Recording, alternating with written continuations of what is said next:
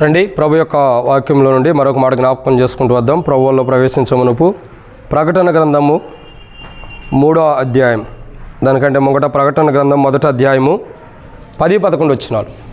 ప్రకటన గ్రంథము 1వ అధ్యాయము 10-11 వచనాలు అందరం కలిసి చదువుకుందాం. ప్రకటన గ్రంథము 1వ అధ్యాయము 10-11 వచనాలు. ప్రభు దినమందు ఆత్మావశుని ఉండగా ఘోర ధ్వని వంటి గొప్ప స్వరం నీవు చూచుచున్నది పుస్తకంలో రాసి ఎఫెసు, స్మరణ, పెర్గమ, థియతైర, సార్దిస్, ఫిలదెల్ఫియా, లవోదికయ నేడు సంఘములకు పంపమని చెప్పుట నా వెనక వింటిని. కాబట్టి దేవుని యొక్క వాక్యం చెప్పేటటువంటి మాట ఏంటంటే 7 సంఘాలకి ఆ యొక్క ప్రాంతాల్లో ఉన్న ప్రజల యొక్క జీవిత చరిత్రల గురించి ప్రభు పత్రికల ద్వారా రాయబడుతూ పంపిస్తున్నాడు. ఎందుకంటే అందరూ విశ్వాసులే, ఎవరినూ నశించిపోవడం ఆయనకి ఇష్టం లేదు. కాబట్టి ఆయా ప్రాంతాల్లో ఉన్న విశ్వాసులు వారి బలహీనతలు సరిచేసుకోవడానికి దేవుడు మొదటే మాట్లాడుతున్నాడు. ఎఫెస్సులో ఉన్నవారి బలహీనతలు, మొదటి ప్రేమను విడిచిపెడతాం. తర్వాత ఎఫెస్సు తర్వాత స్మరణలో ఉండేవారు కానీ, పెర్గమాలో ఉండేవారు కానీ, సార్దీస్లో ఉండేవారు కానీ, వారి యొక్క జీవితంలో ఉన్న విగ్రహాలు కానీ, ఇంకా థియతైర కానీ, ఫిలదెల్ఫియా కానీ, ఆ జీవితాలన్నీ కూడా మనం ధ్యానించుకుంటూ వస్తున్నాం. అయితే ఈరోజు మనం ధ్యానించేటటువంటి ఒక మాట ఏంటంటే, ఇది 5వ వర్తమానం ఫిలదెల్ఫియా గురించి. అయితే ఫిలదెల్ఫియా యొక్క జీవిత చరిత్ర మనం అర్థం చేసుకున్నట్లయితే ఇక్కడ ఒక సంభాషణ రాయబడుతూ వచ్చింది. ఏమని? రండి, ప్రకటన గ్రంథం 3వ అధ్యాయం. ప్రకటన గ్రంథము 3వ అధ్యాయము 7వ వచనంలో ఫిలదెల్ఫియాలో ఉన్న సంఘపు దూతకు ఇలాగ రాస్తున్నాడు. మనం చూసేది ఏంటంటే ప్రకటన గ్రంథం 3వ అధ్యాయం 11వ వచనం. ప్రకటన గ్రంథము 3వ అధ్యాయం 11వ వచనం. నేను త్వరగా వచ్చుచున్నాను, ఎవడను నీ కిరీటము నభహరింపకుండానట్లు నీకు కలిగిన దాన్ని గట్టిగా పట్టుకోము.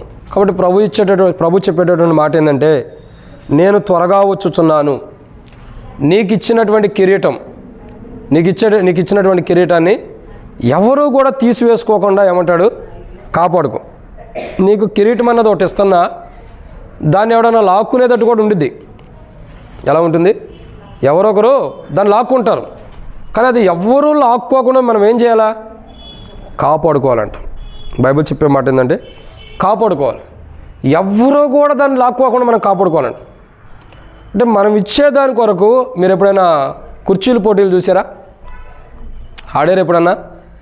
పోనీ ఆడపైన చూసారా? కుర్చీల పోటీలు చూస్తే 10 మందిని పెడతారు పోటీలో, 9 కుర్చీలు ఉంటాయి. ఓలా డ్రాప్ అయిపోవాలి. 8 ఉంటే 9 మందిని పెడతారు. అంటే అర్థం ఏంటి? ఒకళ్ళు ఎక్కువ ఉంటారు, ఒకళ్ళు డ్రాప్ అయిపోవాలి. చివరికి ఒకే కుర్చీ ఉండేది, ఇద్దరు కొట్టుకుంటారు. ఎందుకు? ఈ కుర్చీ నాకు కావాలని తిరుగుతారు. రన్నింగ్ తిరగమన్నా కానీ తిరగడం, ఎక్కువసేపు దాన్నే చూస్తూ ఉంటారు. చివరి క్షణంలో ఎవరో ఒకరికే వచ్చింది. కానీ ఆ కుర్చీ కొరకు ఇద్దరు ఏం చేస్తారు? చివరిలో నాదంటే అని కొట్టుకుంటారు. ప్రభు ఇచ్చే బహుమానం మనకు ప్రభు ఇస్తాడు. దాన్ని దుష్టుని యొక్క బిడ్డలు కూడా ఏం చేస్తారు? నాకు కూడా కావాలని లాగేసుకుంటారు. అయితే అది మనం ఏం చేయాలి? ప్రభు ఇచ్చేటటువంటి కిరీటమును గట్టిగా పట్టుకోవాలి. ఇది నాది. ఇప్పుడు మన ఇంటి గురించి ఎవరన్నా వచ్చి మన మీద గొడవాడుతుంటే ఏమంటాం? ఇది నాది ఇల్లు, నీదా అని అంటాం. అంత గట్టిగా ఎందుకు చెబుతున్నాం? మంద కాబట్టి మనం చెబుతున్నాం. మనకిచ్చిన కిరీటం కూడా మందే, పక్కనోడిది కాదు. పక్కనోడు తీసి మనకెవడు? ఈ లోకంలో దొంగతనాలు ఉన్నాయి, పక్కనోళ్ళు ఇది దొంగతనం చేయటం దేవుని రాజ్యంలో లేదు. నీది నీకే. ఎవడో కూడా దాన్ని భూమి మీద తీసేసుకోకుండా నువ్వు కాపాడుకోవాలి. మనకిచ్చిన దాన్ని గట్టిగా పట్టుకోవాలి, ఎవరో తీసుకోకుండా దాన్ని కాపాడాలంట. ప్రభు అదే హెచ్చరిస్తాడు. ఇప్పటి వరకు ప్రభు మాట్లాడుతున్నాడు వాళ్ళ ప్రేమ గురించి, వాళ్ళు ఉన్న స్థితిగతుల గురించి మాట్లాడి ఒక ప్రేమతో కూడినటువంటి హెచ్చరిక ప్రభు చేస్తున్నాడు. ఏమనంటే, ఇదిగో నీకు నేను కిరీటం ఇచ్చానని అతిశయపడొద్దు. ఎవడో కూడా వచ్చి దాన్ని తీసేసుకుంటాడు. దాన్ని ఎవడూ అపహరించుకోకుండా నువ్వేం చేయాలా? కాపాడుకో, గట్టిగా పట్టుకోమంటున్నాడు. ఏం చేయాలా? గట్టిగా పట్టుకో. గట్టిగా అంటే ఎలా పట్టుకోవాలి? సహజంగా మన చేతులు పట్టుకుంటే బాల్ని ఎక్కువసేపు పెట్టుకోవడం కూడా కష్టమే. నరాలు బలహీనతలు ఉంటాయి అందరికీ. నాకు అదే ఉంది, అందరికీ అదే ఉంటాయి. కాబట్టి ఏంటంటే గట్టిగా ఏది పట్టుకోలేం. ఉడుము అనేది ఎప్పుడన్నా విన్నారా మీరు? ఉడుము ఎక్కువ శాతం ఎక్కడ ఉండిద్ది? అడవిలో ఎక్కువ కనపడుతూ ఉండిద్ది. ఉడుము మాసం అంటారు, అయ్యాని ఇయ్యని అంటారు. మరి తినేవాళ్ళు ఎక్కడ తింటారో తెలియదు. కానీ సరే, మనం అవన్నీ తినం కాబట్టి, తొండలను మేకలను తినం కాబట్టి సరే. తర్వాత ఉడుము అన్నది ఎలా ఉంటుందంటే, ఒక పట్టుకుందంటే అది విడిచిపెట్టదంట. పూర్వదినాల్లో చాలామంది పెద్దలు అనేవాళ్ళు, వీడు ఉడుం పొట్టులాగా పట్టుకున్నాడు అనేవాడు. అంటే అర్థం ఏంటి? గట్టి పట్టు. ఇక అది ఎప్పటికి కూడా విడిపోవాలంటే కష్టం. ఉడుము అనేటువంటి ఒక జీవరాశి ఒకదాన్ని పట్టుకుందంటే అది విడిచిపెట్టడం చాలా కష్టం. అంటే అంత గట్టి పట్టు దానిలో ఉంది. క్రైస్తవుల్లో కూడా అంతకంటే గట్టి పట్టు ఉండాలి. దేనికి? మనకు ప్రభు ఇస్తున్న కిరీటాన్ని మనం పొందటం కొరకు. ప్రభు ఇచ్చే కిరీటాన్ని మనం పొందుతున్నాము. పొందినటువంటి కిరీటాన్ని ఎవడో ఎత్తుకెళ్ళిపోకుండా ఏం చేయాలా? గట్టిగా పట్టుకోవాలి. అయితే మనం గట్టిగా పట్టుకోవాల్సిన ఏడు విషయాలు ఉన్నాయి. ఈ కిరీటం పోకూడదంటే 7 విషయాల్లో మనం గట్టిగా పట్టుకోవాలి. మనం గట్టిగా పట్టుకోవాల్సినవి ఏంటి అంటే ఒక 7 విషయాలని వాటిని మనం ధ్యానించే మునుపు ప్రభు నడిపింపుకరిగా చిన్న ప్రార్థన. మమ్మల్ని మిక్కిలికి ఎక్కువగా ప్రేమించిన ప్రియా పరలోకపు తండ్రి, పరిశుద్ధుడు అయిన దేవా వందనాలు. మీరు ఇచ్చిన కృపకాయ స్తోత్రాలు. మీ లేఖన భాగాన్ని బట్టి మీకు వందనాలు. నీ మాటలను బట్టి నీకు స్తోత్రాలు తండ్రి. మేము గట్టిగా పట్టుకోవాల్సిన అనేకమైన ఉండే వాటిని పట్టుకోవడానికి సాయం చేయండి. అవి గట్టిగా పట్టుకుంటేనే మీరు ఇచ్చే కిరీటాన్ని మేము పొందగలుగుతాం. అవి గట్టిగా పట్టుకోలేనప్పుడు ప్రభావ మీరు ఇచ్చే కిరీటాన్ని మేము పొందలేము, క్షమించండి దేవా. వాటి కొరకే మమ్మల్ని సిద్ధపరచండి. తిరిగి తండ్రి మా జీవితాల్లో అవి గట్టిగా పట్టుకోలేకపోవడానికి బలహీనతలు ఏమై ఉండే అవి కూడా సరి చేసుకోవడానికి సాయించండి. ఏవి గట్టిగా పట్టుకోవాలో కూడా నేర్పించండి. ఈ రీతిలో తండ్రి మా బలహీనమైన విశ్వాస జీవితాన్ని కూడా మీరు క్షమించండి. దేహ బలహీనత కలిగిన వాడిని దేవా, దేహం ఎంతో బలహీనంగా ఉంది, మీరే ముట్టి స్వస్థత దయచేయండి. అరికాలు మొదలుకున్న నెత్వరకు మీరు తాకి స్వస్థతను దయచేయండి. నా తండ్రి వర్తమానం ధ్యానించబోతున్న సాయం చేయండి. నిలబడేవాడిని నేను నిలబెట్టేది మీరు, మాట్లాడేవాడిని నేను మాట్లాడించేది మీరు, మాలో ఆత్మను బట్టి ఆత్మను అభిషేకించేది మీరు. ప్రజలు మీ వారు వాక్యం మీద నిష్ప్రయోజకమైన వాడిని ప్రభా. దాసుడు యజమానుడి వైపు చూస్తున్నట్లు, దాసుడు యజమానుడి వైపు చూస్తున్నట్లు నా కనులు మీ వైపు వీక్షిస్తుండగా మీరే సహాయం మన గురించి మహిమ పొందని నాతో మాతో మీరు మాట్లాడమని, ఈ దినం వాక్యం ఎంతో దీవించమని, శత్రు సిగ్గుని మహిమ తెచ్చుకోమని నాతో మాట్లాడమని ప్రార్థిస్తూ ఈ దినం వర్తమానం విషయంలో నీవు మహిమ తెచ్చుకోండి. మరొకసారి తెరవబడిన ఆకాశం మాకు అనుగ్రహించి ఆకాశం ఇప్పబడనంత విస్తారమని పరిశుద్ధాత్మను అభిషేకించండి. మాకు కాదు యెహోవా, మాకు కాదు నీ కృపా సత్యం బట్టి నీ నామని మహిమ కలుగును గాక. నీ ప్రజల పక్షాన నీకున్న దయ చొప్పున దయతను జ్ఞాపకం చేసుకున్నామని నీ నడిపింపు అభిషేకాన్ని కోరుకుంటూ పరిశుద్ధాత్మ అభిషేకం నడిపింపు దయచేయండి. కలువరిశిలో శత్రుపైన విజయాన్ని పొందిన రక్తాన్ని ప్రోక్షించుకుంటున్నాం. మీ రక్త ప్రోక్షణ కిందకు వస్తున్నా. మీ సిలువు చాటును మరుపరిచి మీ రెక్కల చాటును భద్రపరిచి మీ కృపలో జ్ఞాపకం చేసుకోమని కలువరిశిలో యొక్క రక్త ప్రోక్షణ కిందకు వస్తూ మీ రక్తాన్ని ప్రోక్షించుకుంటూ అంధకార శక్తులు బంధించి చీకటి శక్తులు బంధించి మీ కార్యం జరిగించి మహిమ పొందమని. నేను బలహీనుండే, దేహ బలహీనతలు కలిగిన వాడిని, జ్ఞానం లేని వాడిని, ఇక్కడ కూర్చొని ఈ ప్రజలకు వాక్యం అందిస్తాను కూడా నా జ్ఞానం సరిపోదని ఒప్పుకుంటున్నా. నన్ను నేను గణపరుచుకున్న కొండాలు అనేకమైన ఉండేని ఒప్పుకుంటున్నా. క్షమించండి. నాకు కావాల్సిన జ్ఞానము, బలము, శక్తి నన్ను బలపరచమని నేను సమస్తం చేయగలను పౌలు అన్నాడు. అటు బలమును, శక్తిని, జ్ఞానాన్ని కూడా దయచేయమని, ఏదైనా వర్తమానం ఎంతో దీవించమని, శత్రు సిగ్గుని మహిమ తెచ్చుకోమని, నాతో మాతో మీరు మాట్లాడమని, బలలో పాల్గొనేటప్పుడు మమ్మల్ని మేము పరీక్షించుకున్న వారిమై సరిచేయబడి ప్రభువుల్లో పాల్గొంటాను సాయించమని మాతో మాట్లాడమని ప్రభు అయిన యేసుక్రీస్తు నామం పేరటి శ్వాసంతో ప్రార్థిస్తున్నాం తండ్రి, ఆమేన్. ప్రభు యొక్క వాక్యాన్ని జాగ్రత్త గమనించినట్లయితే ఇక్కడ ఒక మాట రాయబడుతూ వచ్చింది. దేవుని యొక్క లేఖన భాగంలో మనం జాగ్రత్త చూసినట్లయితే ప్రకటన గ్రంథం 3వ అధ్యాయం 11వ వచనం. ప్రకటన 3:11 ఇక్కడ రాయబడినటువంటి ఒక మాట ఉంది. ఏమనుంది? నేను త్వరగా వచ్చుచున్నాను, ఎవడును నీ కిరీటమును అపహరించకుండా ఉండునట్లు గట్టిగా నీకు కలిగినది ఏం చేయాలా? గట్టిగా పట్టుకోవాలి. దేవుడు నీకు ఇచ్చిన వాటిని నువ్వు గట్టిగా పట్టుకోవాలి. ప్రభు ఇచ్చే ప్రతి ఒక్కటి కూడా మనం ఏం చేయాలా? గట్టిగా పట్టుకోవాలి. ప్రభు ఇచ్చేవి మనం పట్టుకోవాల్సినవి ఏంటి గట్టిగా అంటే 7 అంతల అనుభవం ఉంది.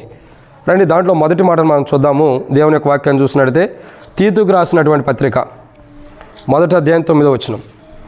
తీతుకు రాసినటువంటి పత్రిక 1వ అధ్యాయం 9వ వచనం. తీతుకు రాసినటువంటి పత్రిక 1వ అధ్యాయం 9వ వచనం.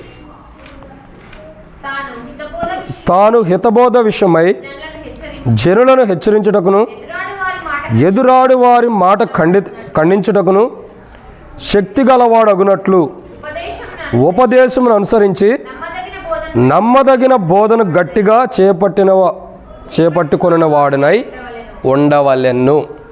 కాబట్టి మొట్టమొదటిగా మనం గట్టిగా పట్టుకోవాల్సింది ఏంటి అంటే నమ్మదగిన బోధన గట్టిగా పట్టుకోవాలి. ఏం పట్టుకోవాలా? నమ్మదగినటువంటి బోధనే.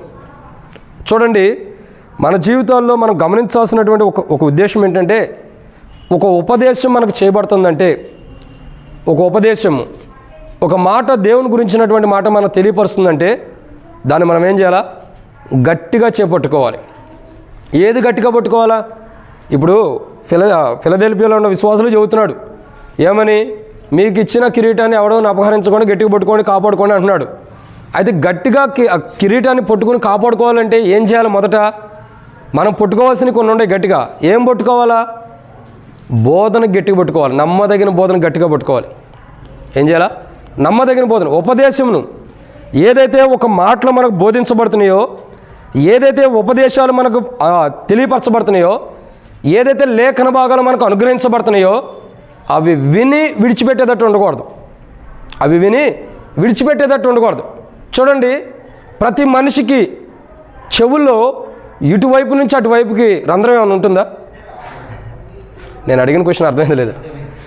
ప్రతి మనిషికి చెవులో ఇటువైపు నుంచి అటువైపు ఒక రంధ్రం హోల్ ఏమైనా ఉంటుందా?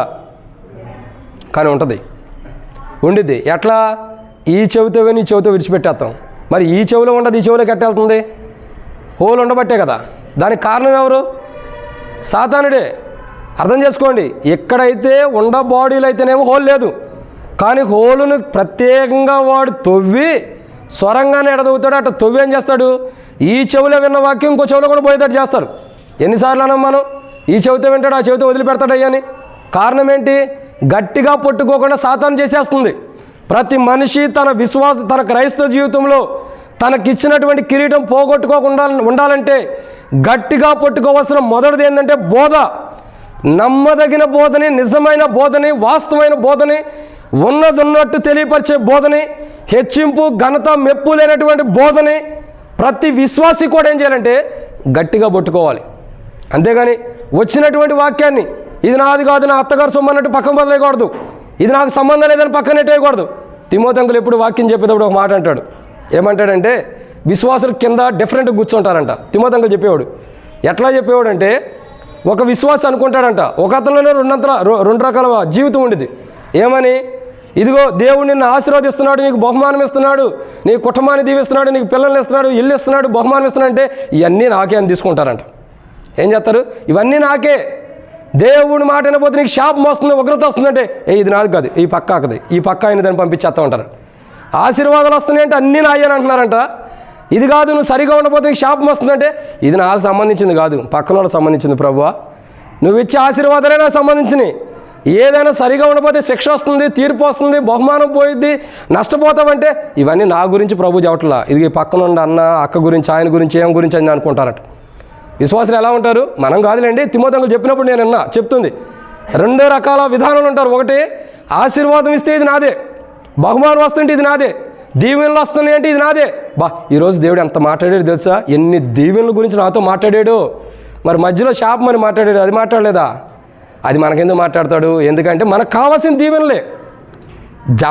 జీవించే జీవితం జీవించబోతే వచ్చే శాపం మనకు అవసరంలా. ఎప్పుడో మనకు కావాల్సిన ఏంటి? దీవెన. ఇంకో దీవెన కూడా ఉంది, నరకం కూడా ఒక దీవెనే. అది కూడా పోతాం మనం. ఎందుకు? వాక్య విషయంలో మన జీవితాల్లో పరీక్షించుకోవడం ప్రాముఖ్యత. చాలామంది విశ్వాసుల యొక్క జీవితాలు ఎలా ఉంటాయంటే రెండు కోణాల్లో ఉండకూడదు.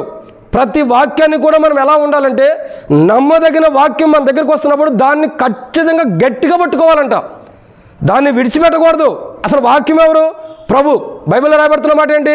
యెహోవాను వెతుకుడి, ఆయన సమీపంగా ఉన్నప్పుడు ఏం చేయాలా? ఆయన గట్టిగా పట్టుకోవాలని బైబిల్ రాయబడుతూ వచ్చింది. ఆయన ఏం చేయాలా? గట్టిగా పట్టుకోవాలి. యెహోవా ఎవరు? యేసుప్రభు వారు ఎవరు? పరిశుద్ధాత్ముడు ఎవరు? త్రియేకమైన వారు ముగ్గురు ఎవరు? వాక్యమే ఏమైనాడు? శరీరధారికి ఈ లోకానికి వచ్చాడు. ఆ వాక్యమే పరలోకం నుండి మాట్లాడుతూ వస్తుంది. ఆ వాక్యమే మానవుల్లోకి వెళ్ళి ఒప్పింపజేయబడుతూ వచ్చింది. తండ్రి అయినా, కుమారుడైనా, పరిశుద్ధాత్ముడైనా ముగ్గురు ఎవరు? త్రియేకమైన ప్రభు ఎవరు? వాక్యమే. ఆయన వాక్కు ఉంది తండ్రిలో, కుమారుడు వాక్యమే ఉన్నాడు, పరిశుద్ధాత్ముడు కూడా వాక్యం ద్వారా మనలోకి వచ్చి ఒప్పింపజేస్తున్నాడు. ఇప్పుడు మూడింటికి కారణం ఏంటి? వాక్యం. అందుకే మనం చూస్తూ వచ్చాం ఆరాధనలో కూడా, నీ నామమును కంటే నీవిచ్చిన వాక్యాన్ని గణపరుస్తున్నావు. వాక్యం ఎవరు? త్రియేకమై ఉన్నది వాక్యం. పరిశుద్ధాత్ముడు లోపలికి వచ్చి పనిచేస్తున్నాడు వాక్యాన్ని బట్టి. యేసుక్రీస్తు ప్రభువు శరీరధారిగా వాక్యమైన శరీరాన్ని ధరించుకుని ఈ లోకానికి వచ్చి వాక్యాన్ని నెరవేరుస్తూ వచ్చాడు. తండ్రి పరమందు నుండి తన వాక్యాన్ని ప్రజలు బయలుపరుస్తూ వస్తున్నాడు. ఇక్కడ అర్థం చేసుకోవాల్సిన మొదటి కోణం ఏంటంటే, నమ్మదగిన బోధ ఏంటంటే వాక్యము. ఈ వాక్యం ఎవరంటే త్రియేకమైనటువంటి ప్రభు యొక్క సాదృశ్యం. ఇది నాది కాదని ఎప్పుడు కూడా అనుకోకూడదు, ఇది నాకు అవసరం లేదని అనుకోకూడదు. వాక్యాన్ని ఎప్పుడు కూడా, బోధన కూడా మనం ఎలా ఉండాలంటే ఇష్టపూర్వకంగా, హార్ట్ఫుల్గా హృదయాన్ని తీసుకోవాలి. కానీ ఇది నాకు వద్దు, ఇది కష్టంగా ఉంది, ఇది బాధగా ఉంది కాదు. వాక్యం కష్టంగానే ఉండేది, మంచిగా ఉండేది అని. వాక్యము ఎలాంటిది తెలుసా? మనకు అనుకూలంగా వాక్యం ఉండదు. వాక్యానికి ఇంకో పేరు ఉంది. రెండంచుల వాడిగల ఖడ్గమని. కత్తి ఏం చేస్తుంది? కత్తి ఏం చేస్తుంది? మనకు మంచి చేత ఉండిద్దా? ఏమైంది? కట్ చేసుకుంటూ వెళ్ళిపోద్ది. రెండంతల అనుభవం కలిగిన, రెండంతల పొదులు కలిగినటువంటి వాక్యం ఏంటంటే కత్తే. దీనికి ఎలా ఉంటుందంటే కట్ చేసుకుంటూ వెళ్ళటమే ఉండేది, కానీ దాన్ని ఎట్టుండదు అట్టు ఉంచడం అన్నది ఉండదు. కట్ చేసుకుంటూ వెళ్ళటమే ఉండేది. మొట్టమొదటిగా దేవుని యొక్క వాక్యం చెప్పే మాట ఏంటంటే, ఫిలదెల్ఫియాలో ఉన్న విశ్వాసులు తమ కిరీటాన్ని, తమకిచ్చిన వాటిని గట్టిగా పట్టుకోవాలి.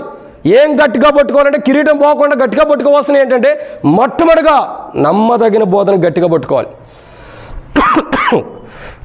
క్షమించండి, కొంతమంది ఉంటారు అద్భుతాలు అక్కడ జరుగుతున్నాయంటే అక్కడ బోధ ఉందంటే అక్కడికి వెళ్తారు, ఇక్కడ అద్భుతాలు అంటే ఇక్కడికి వెళ్తారు, ఇంకో చోట అద్భుతాలు జరుగుతున్నాయా, మంచి ఇది ఉందా అది ఉందంటే ఎక్కడ పడతారు పరిగెత్తాం. ఇది స్థిరత్వం లేని మనసు. స్థిరత్వం లేనిది. ఇంకా చెప్పాలంటే ఈ మనసుకి వాత వేయబడిన మనసాక్షి అని చెప్పొచ్చు. ఎలాంటి మనసాక్షి? వాత వేయ మనస్తత్తి. స్థిరత్వం లేనటువంటి మనసాక్షి ఎలాంటిదంటే వాత వేయబడింది. కానీ బైబిల్ చెప్పే మాట ఏంటంటే తెలుసా, ప్రతి వ్యక్తి బోధన కరెక్ట్గా వింటే అది నమ్మదగిన బోధ కాబట్టి ఆ వ్యక్తిలో కార్యసిద్ధి కలుగజేస్తాడు. ఏం జరిగింది? కార్యసిద్ధి అన్నది జరుగుతూ వచ్చింది. మొట్టమొదటిగా మనం పట్టుకోవాల్సింది ఏంటంటే, అపోస్తలుడైన పౌలు తీతుకు రాస్తూ అంటాడు కదా, 1వ అధ్యాయంలో 9వ వచనం అంటాడు, నీవు నమ్మదగిన బోధన చేపట్టిన గట్టిగా ఉపదేశాన్ని పట్టుకున్న ఎడలా. ఏం పట్టుకోవాలా?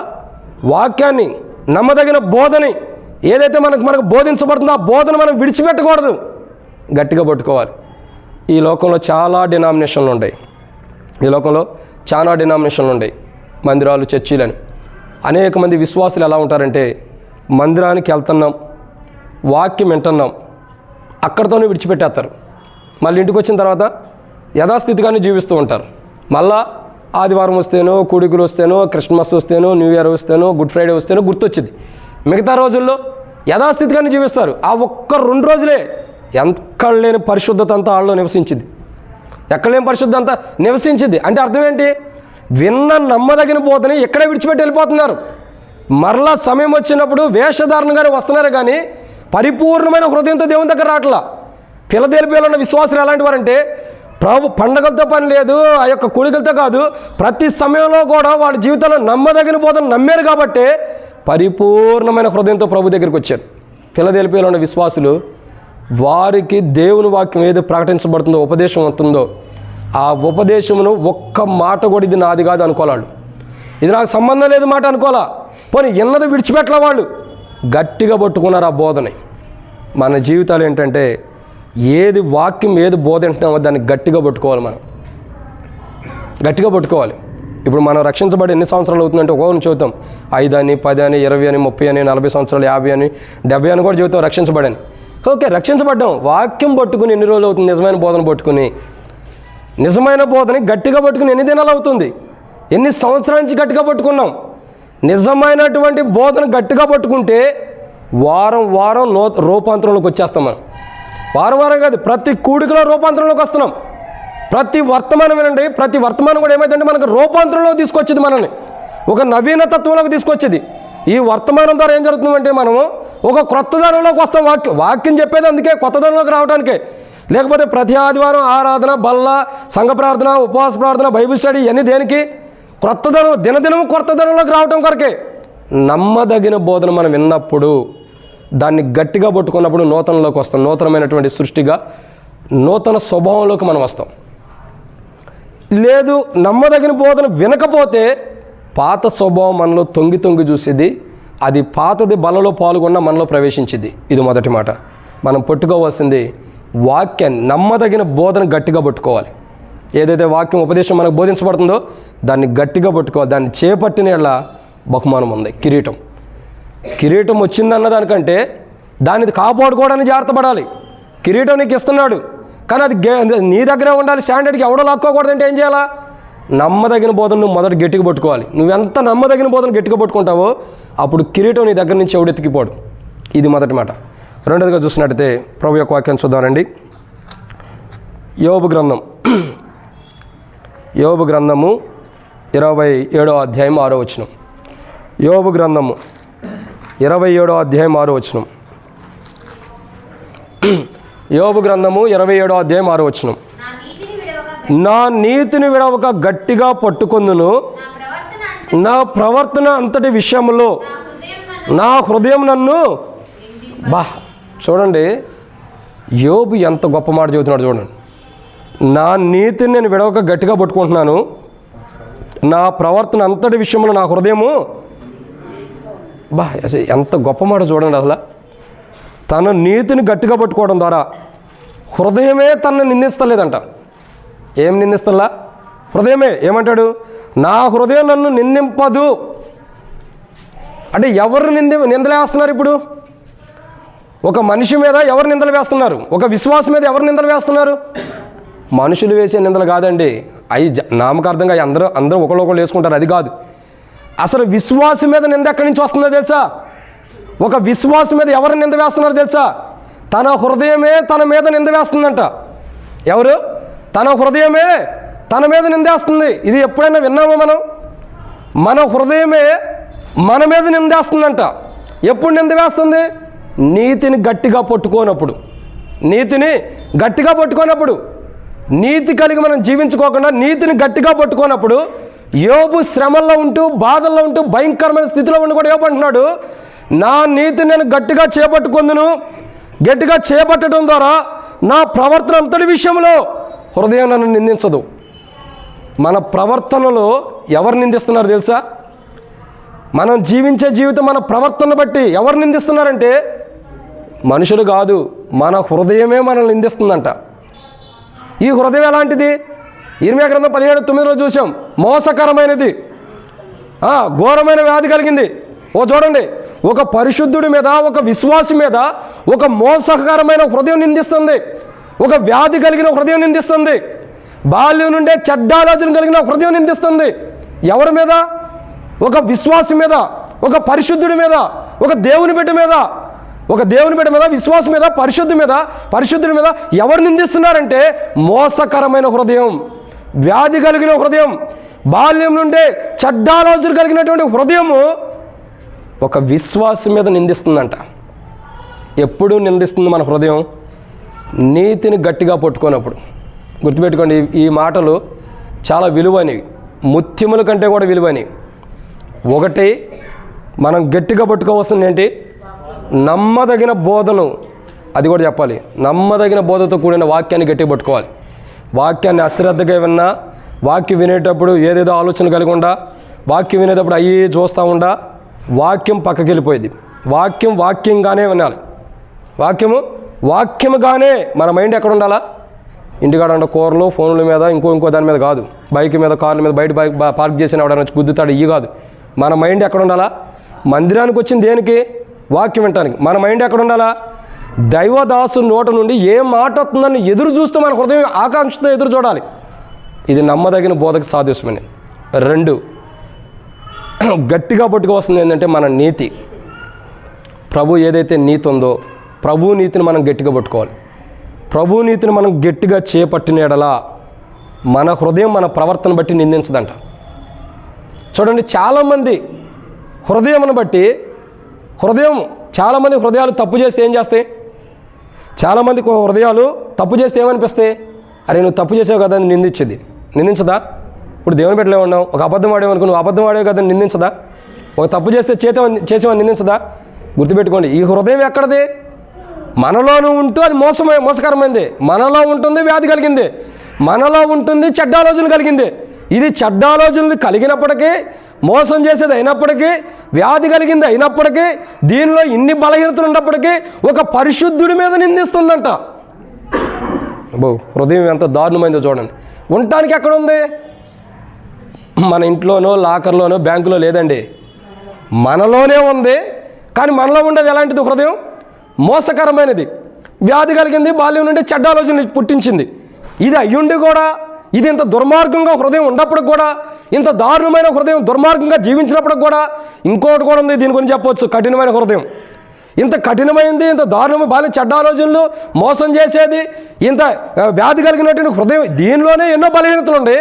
ఇది ఇన్ని బలహీనతలు దానిలోనే పెట్టుకుని హృదయం మనల్ని ఏం చేస్తుంది? నిందిస్తుందంట. ఎవరు నిందిస్తుంది? క్రీస్తు యేసు ప్రభు రక్తం ద్వారా కడగబడిన పరిశుద్ధులను నిందిస్తుందంట. అంటే ఇప్పుడు మనం ఏం పరీక్షించుకోవాలంటే మన హృదయములో నీతిని పరీక్షించుకోవాలి. ఏం పరీక్షించుకోవాలా? నీతి.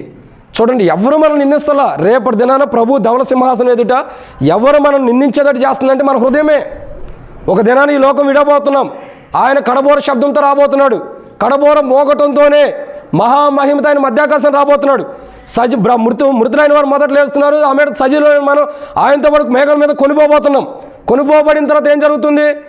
మనం బాగానే ఉన్నాం, విశ్వాసం మీద దేవుని బిడ్డల కోసం బలలో పాల్గొన్నాం. కానీ మనకు తెలియకోకుండా మన హృదయమే మనల్ని మోసం చేస్తుంది. మనకు తెలియకుండా మన హృదయమే మనలో వ్యాధి కలిగి ఉంది. మనకు తెలియకుండా మన హృదయమే కఠినంగా ఉంటూ వస్తుంది. మనకు తెలియకుండా మన హృదయమే ఏం చేస్తుంది? చెడ్డ ఆలోచనలు పుట్టిస్తుందంట. ఇప్పుడు మనం ఏది కూడా ఎత్తకూడదు. నేను ఒక మాట చెప్పి నేను ముగించేస్తాను, త్వరగా వెళ్ళిపోదాం. ఈరోజు త్వరగా ముగించాలి, కంబైన్డ్ యూత్ మీటింగ్ ఉంది కాబట్టి. ఒక మాట గుర్తుపెట్టుకోండి. ఒక యవనస్తుడు, ఇంత బుద్ధి కూడా చెప్పా, ఒక యవనస్తుడు బాగా కోపం వచ్చింది. కోపం వచ్చి ఏం చేశాడంటే, సాతానుడు అనేక మందిని పాపంలో పడేస్తున్నాడు, అసలు ఆడనే చంపేస్తే ఏ దరిద్రం ఉండదని యవనస్తుడు ఏం చేశాడు? ఒక గొడ్డలు తయారు చేసుకున్నాడు. ఒక గొడ్డలి తయారు చేసుకుని ఊరు మొత్తం తిరుగుతున్నాడంట గొడ్డలు తీసుకుని. ఎందుకు? వాడు ఎక్కడ కనపడతాడు? సాతాను రారా నిన్ను నరుగుతాను, నిన్ను చంపుతాను, ఊరు మొత్తం తిరుగుతున్నాడు. ఓ పాస్టర్ గారి దగ్గరికి వచ్చాడంట. ఏందయ్యా గొడ్డలు బొట్టు తిరుగుతున్నాయి, ఎవరన్నా చంపాలంటే? మనుషుల్ని ఎవరిని చంపనండి, సాతాన్ని చంపుతాను అన్నాడంట. ఎవరిని? మనుషుల్ని ఎవరిని చంపను, సాతాను కోసం ఎదురు చూస్తున్నాడు. ఏడ దొరుకుతాడు మొక్కలు చెక్కలు చేద్దామని. ఎందుకు సాతాను చంపుతున్నావు అని అడిగాడంట. లేకపోతే వీళ్ళందరినీ పాపంలో పడేసాడండి వాడే లేకపోతే అందరూ పరిశుద్ధులుగా ఉంటారుగా, వాడే చంపేద్దాం అన్నాడంట. ప్రభు అంటే అప్పుడు ఆ పాస్టర్ గారు అన్నాడంట, వాడు ఎక్కడుండో చంపుతావా అన్నాడంట. చంపుతా ఖచ్చితంగా. వాడు ఎక్కడో లేడయ్యా, నీ హృదయంలో ఉన్నాడు అన్నాడంట. ఎక్కడ ఉన్నాడు? నీ హృదయంలో ఉన్నాడు, వాడు ఎక్కడే లేడు. నా హృదయంలో ఎట్టుంటాడు? మరి నీ జీవితం ఎలా ఉందో చెప్పు అని వివరంగా చెబితే, నిజమే పాస్టర్ గారు, నా హృదయంలో ఉన్నాడు, ఇప్పుడు నరుక్కో. ఎట్లా నరుక్కుంటాడు? నరుక్కునే స్థితిలోకి వచ్చాడు ఆ యవనస్తుడు. వాక్యము ద్వారా, రెండంచల ఖడ్గం కలిగినటువంటి వాక్యము ద్వారా తన హృదయంలో పాతుకుపోయిన సాతాన్ని ఏం చేశాడు? చంపివేస్తూ వచ్చాడు. వాక్యం ద్వారా చంపేసుకుంటూ వచ్చాడు. మన హృదయం చాలా మనకు తెలియకోకుండా మనలో ఎన్నో మనకు నష్టం చేసేది ఉంటుంది. ఈ దేహం కాదు, లోపల ఉన్న హృదయమే మనకు తెలియకుండా మనకు నష్టం చేసిద్ది. ఈ నష్టపూర్వకమైన జీవితం ప్రభు దగ్గర మనం పొందకూడదంటే ఏం చేయాలా? నీతిని గట్టిగా పట్టుకోవాలి. యోబు అదే అంటాడు, దేహం చీకిపోయింది, 10 మంది పిల్లలు చచ్చిపోయారు, గొర్రెలు పోయినాయి, ఇంకా దాసులు పోతున్నారు కొంతమంది, అన్నీ పోయినాయి, ఆస్తి మొత్తం పోయింది, ఇల్లు పోయినాయి. చివరికి ఏడంటాడు? బూడిద వేసుకుని చిలపెంకులతో గోకోవటమే ఎట్టకూడ చేస్తున్నాడు. ఈయన తోడు సహోదరులు వచ్చాడు, నువ్వు అట్టంటాడు ఇట్టంటాడు అని ఆయనకి ఇంకా చెబుతున్నారు. పుండి మీద ఏం చేస్తున్నారు? చక్కగా కారం వేస్తున్నాడు, స్పైసీ చేసినట్టుగా. ఆయన పుండి మీద కారం వేస్తుంటే ఏమంటాడు? నేను నీతిగానే జీవించాను రయ్యా, నాకు ఎందుకు దేవుడు పరీక్ష ఇచ్చాడు, దానికి మీరెందుకు ఎట్లా అంటారంటే, కాదు నువ్వు దేవుని కంటే నీతిమంతుడు చేసుకుంటున్నావు అంటారు. సరే మీ చరిత్రలు ఎక్కడ ఉండే? 42 అధ్యాయంలో చూస్తే ఈయన జీవిత చరిత్ర బయట ఉల్టా అయిపోయింది. ఎవరి పాపలు అక్కడ తేలిపోయింది. యోబే మంచిగానే ఉన్నాడు, స్నేహితులను బట్టి యోబు బలి అర్పించాల్సి వచ్చింది. అయితే అంత కష్టంలో ఉండేవాడు యోబు అంటాడు, నేను నా నీతిని గట్టిగా పట్టుకుంటున్నా కాబట్టి నా ప్రవర్తన మీద నా హృదయం నన్ను నిందించదు. అర్థమైందండి? ప్రవర్తన మీద నా హృదయం నన్ను నిందించదు. ఈరోజు గుర్తుపెట్టుకోండి, సాతానుడి కంటే కూడా మన మీద నిందేసేది ఎవరంటే మన హృదయం. ఒక దినాన ప్రభు దగ్గరికి వెళ్తే అదే మనల్ని నిందించిద్దంట. ఈరోజు మనలో నివసిస్తుంది, మనలో ఉంటూ కూడా రేపటిదైనా ప్రభు దగ్గరికి వెళ్ళినప్పుడు మనల్నే నిందించిద్దంట. అంటే మన హృదయాన్ని మనం ఎంత జాగ్రత్తగా కాపాడుకోవాలి. హృదయమును కాపాడుకోవాలంటే ఏం చేయాలా? నీతిని గట్టిగా పట్టుకోవాలి. అందుకే ప్రభు అంటాడు, మొదట నా నీతిని నా రాజ్యమును వెతకమంటాడు. ఆ నీతి ప్రాముఖ్యత, అది గట్టిగా పట్టుకోవాలి. ఆ నీతి మనం ప్రభువులో ఉన్న నీతిని గట్టిగా పట్టుకుంటే మన హృదయము పరిశుద్ధంగా ఉండేది. నీతిని పట్టుకుంటే, ప్రభు నిమిత్తమైన నీతిని పట్టుకుంటే, హృదయమైన తలుపు దగ్గర నుండి తడుచున్నాను, ఎవడైనా నా స్వరం తలుపు తెరిచినలా నేను నాతోనూ భోజన సమస్య. అంటే అర్థం ఏంటి? నీతిని మనం వెతికినప్పుడు గట్టిగా పట్టుకుంటే ఆ నీతి మన హృదయంలోకి వచ్చి నివసించింది.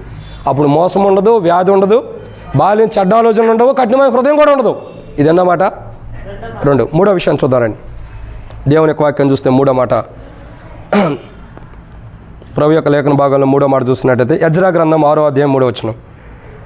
ఎజ్రా గ్రంథము 6:3. ఎజ్రా గ్రంథం 6వ అధ్యాయం 3వ వచనం. రాజైన కోరేషు ఏలుబడిలో మొదటి సంవత్సరం మందు అతడు యెరూషలేములో ఉండు దేవుని మందిరమును గూర్చి నిర్ణయించినది బలులు అర్పింపదగిన స్థలముగా మందిరము కట్టింపబడవలెను. దాని పునాదులు గట్టిగా వేయబడవలను, దాని నిడివి 60 మూరలను, దాని వెడల్పు. ఇప్పుడు గట్టిగా పట్టుకోవాల్సింది ఏంటంటే, ఎన్నో మాట ఇది, మూడోదిగా మనం గట్టిగా పట్టుకోవాల్సింది ఏంటంటే పునాది. ఏమంటున్నాడు ఇక్కడ? యెజ్రా గ్రంథం రాయబడుతూ వచ్చింది. ఏ పునాది? మందిరం యొక్క పునాది. సరే, ఇప్పుడు ఏమంటాడు? గట్టిగా పట్టుకోవాలి. ఏ పునాదిని గట్టిగా పట్టుకోవాలా? ఏ పునాదిని గట్టిగా వేసుకోవాలి? మందిరం యొక్క పునాదిని మనం గట్టిగా వేసుకోవాలి. ఏ పునాది? మందిరం.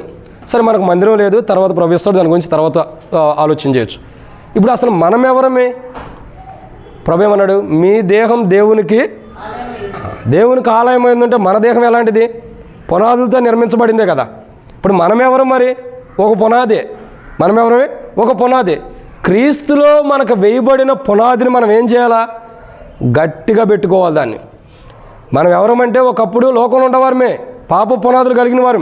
కానీ క్రీస్తులోకి వచ్చిన తర్వాత ఏం చేశాడు? మనల్ని రీమోడలింగ్ చేసి మళ్ళీ ఆయనలో నూతనమైన పునాది వేసుకున్నాడు. క్రీస్తులో నూతనమైన పునాది కలిగినప్పుడు మనం ఎలా ఉండాలా? క్రీస్తులో నూతనమైన పునాది ప్రభు మనకి ఇచ్చాడు. ఆయనే ఆ పునాది వేసి మనకు అనుగ్రహించాడు. ప్రభు ద్వారా వేయబడినటువంటి ఆ యొక్క క్రీస్తులో ఉన్నటువంటి పునాదిని మనం ఏం చేయాలా? గట్టిగా పట్టుకోవాలా. ఏది గట్టిగా పట్టుకోవాలా? పునాదిని. ఆరంభంలో ఏ పునాది అయితే మనకు వేయబడిందో ఆ పునాది మనం గట్టిగా పట్టుకోవాలి.